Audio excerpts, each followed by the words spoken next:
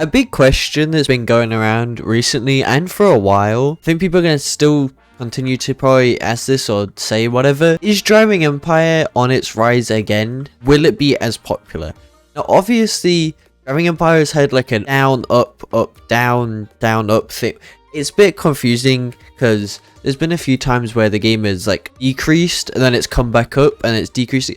It's kind of weird. Main thing for this, recently obviously, if you've not been paying attention to any like Driving Empire stuff or whatever, we've been getting licensed cars, and every single week we're getting licensed cars, which every week it might not be a new licensed car, but it's still licensed cars, something to look forward to. Now, to the answer to the question, is Driving Empire on its rise again?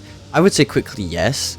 Now, obviously, there's been parts. The major thing that made Driving Empire dip down probably so much and like made people say that Driving Empire is gonna like die and whatever, or Driving Empire's dead, it's obviously the crates. I don't think there's a way you can't just ignore what happened. Driving Empire made a mistake. They're fixing that mistake now with licensed cars, and they're getting the community back. Now, obviously, when like fake cars and stuff like that was getting added, the updates weren't that insane, and they were getting like, I think, probably like 8,000 players, maybe 10,000. It wasn't that much player-wise with updates, considering what they got when Borgus was, you know, doing real-life cars. Obviously, back then they didn't have licensing for the cars. But now, because they've like recently been bringing licensed cars up for a while, I will say that the player count has gone up every single time they've had an update. Like last week, I'm pretty sure it was like 13, maybe 15,000 people playing Driving Empire at the update, which is just crazy how many people are actually playing the update then.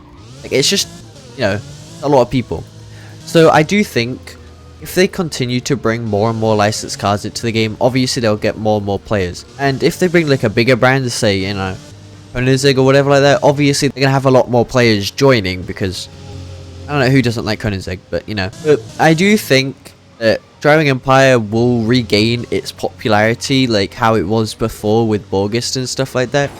Obviously it will probably be a little bit, I would say, because like they're not instantly going to, I don't know how many people, I think they had, probably the most they had per update back then was maybe 25,000 or something like that, and their average was 10,000. Now they have 15,000 like update date amount, I think, or maybe it might be more than that, honestly. I haven't paid attention too much, but they have around 11,000 average right now, like throughout the week.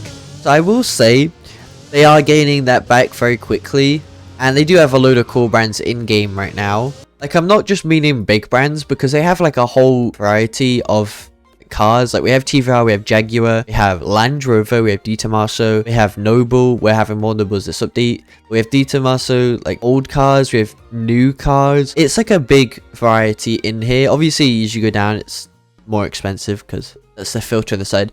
But I do think Driving Empire, as the updates go on, obviously next update, like I said, we have Noble at the time of recording.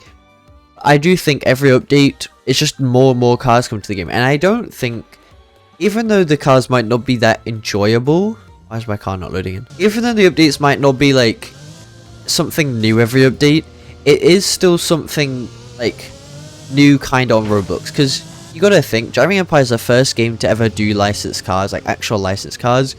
And Driving Empire doesn't need to. Driving Empire can easily go back to doing fake cars, and then they don't have to pay all these like all this money basically for licensed cars. Now, it might not get them the same amount of like people playing the game, but they could easily, if they wanted to, go back to fake cars. Now, Driving Empire, please don't do that. I do think that we are being spoiled with licensed cars, because obviously if you go to Forza, they've been doing it for years. Driving Empire has not even been doing licensed cars for a year now, and they already have so many.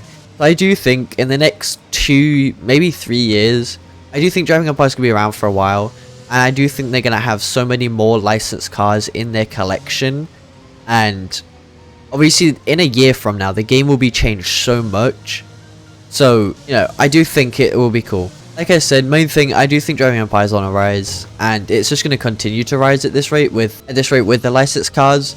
But I do want to know your guys' opinion. If you do think Driving Empire is still on a rise, or if it's like stopped, or if it's slowing down, or if you think Driving Empire is still going up. And have a good day.